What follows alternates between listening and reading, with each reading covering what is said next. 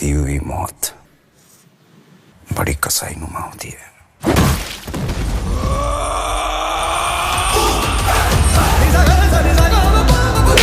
Action!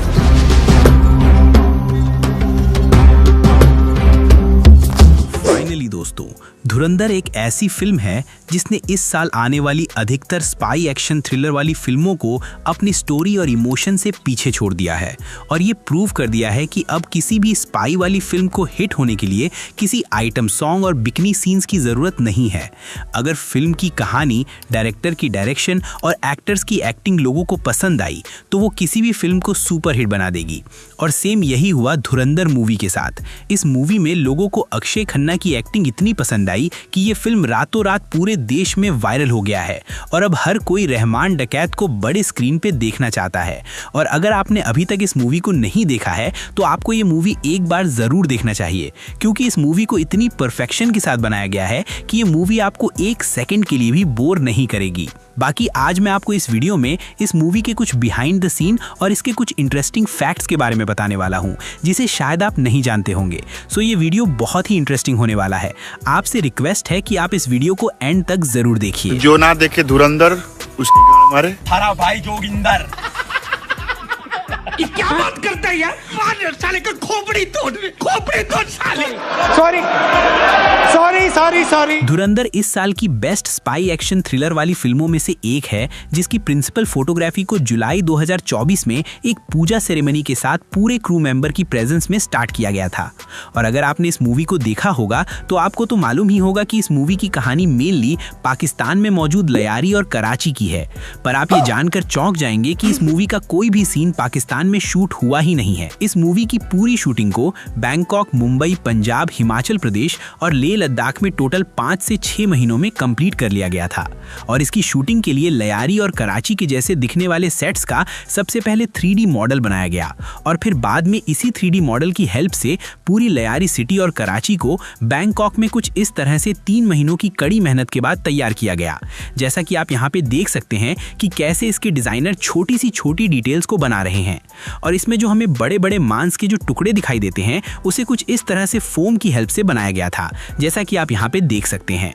जब रणबीर सिंह को पहली बार लयारी टाउन में दिखाया जाता है तो उन्हें एक वेवश, लाचार, गरीब और बेघर किस्म का दिखाया जाता है, जिसे अमृतसर की सड़कों पर कुछ इस तरह से शूट किया गया था। जैसा कि आप यहाँ पे देख सकते हैं कि इसके मेकर्स ने सिटी को छिपाने के लिए पर्दे का यूज किया है, पर फिर भी आप इसके पीछे मैकडॉनल्ड का शॉप देख सकते हैं। और फिर इसके बाद रणबीर सिंह यानी हमजा अली मजारी जूस की दुकान में काम करने लगता है और रहमान डकैत की गैंग में शामिल होने की कोशिश करता है। और जब रहमान डकैत के बेटे की मौत होती है तब पहली बार हमजा रहमान डकैत से मिलता है, यानी कि ये वाला सीन जिसमें हमें ये देखने को मिलता है कि रहमान डकैत को उसकी बीवी जोर से एक थप्पड़ मारती है, जो कि इस मूवी में बेहद ही इमोशनल और इम्पोर्टेंट सीन था। पर इस सीन को शूट करते टाइम अक्षय खन्ना यानी रहमान डकैत को सिर्फ एक थप्पड़ नहीं बल्कि टोटल 7 थप्पड़ खाना पड़ा था, क्योंकि जब इनको थप्पड़ पड़ती थी तो कोई न कोई एक्टर कभी हंस देता था तो कभी कोई और गलती कर देता था। और इस सीन को देखकर ऐसा लगता है कि अगर रणबीर सिंह अपनी हंसी को थोड़ी सी और कंट्रोल नहीं होती तो इनको 8वां थप्पड़ भी पड़ सकता था, क्योंकि आप रणबीर सिंह को देख सकते हैं कि ये अपनी हंसी को किस तरह से कंट्रोल कर रहे हैं।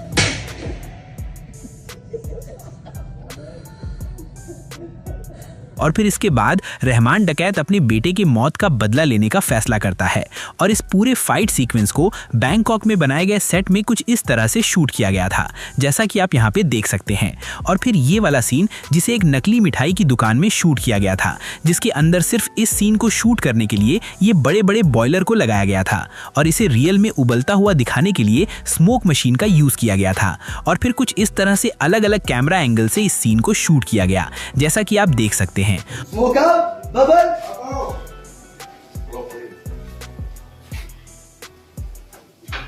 And action.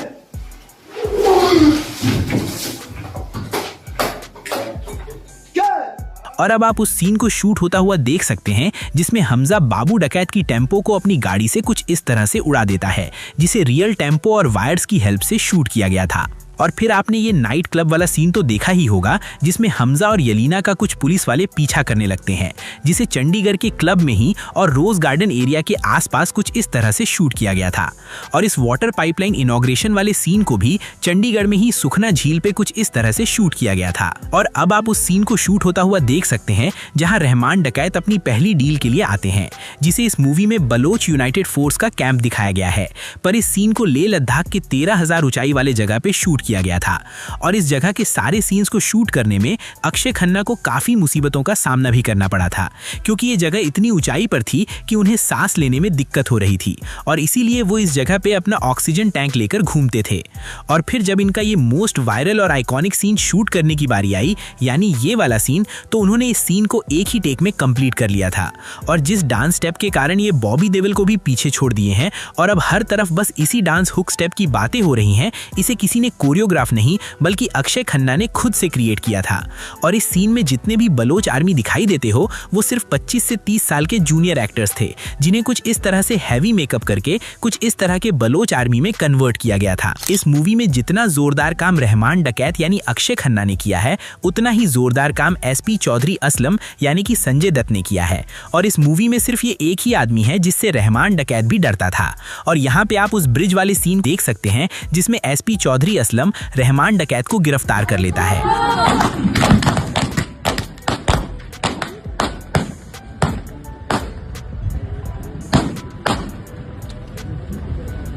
और आप यहाँ पे देख सकते हैं कैसे इस छोटी सी सीन के लिए इसके मेकर्स एक रियल कार को ब्रिज पर से पानी में गिरा रहे हैं।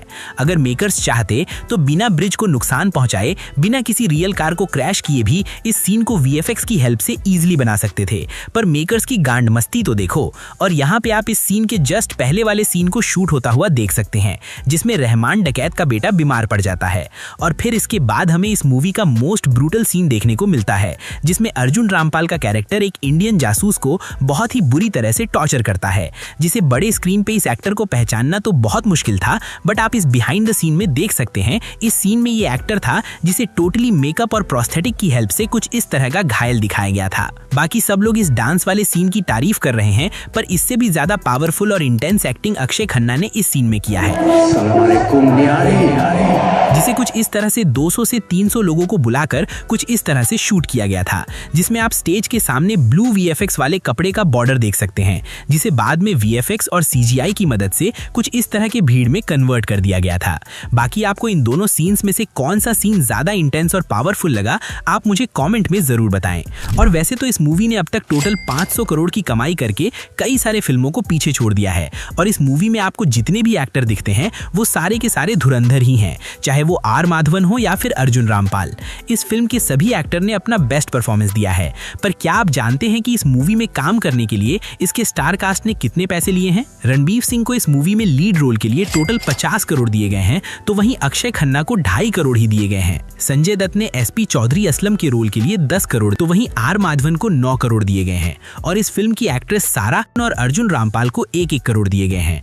बाकी इन सभी एक्टर्स में से आपको किसका परफॉर्मेंस बेस्ट लगा, आप मुझे कमेंट में बताएं। तो चलिए, this is end of this video. और अगर आपको ये वीडियो पसंद आया हो तो do like this video, share, comment and don't forget to subscribe VFX वाला।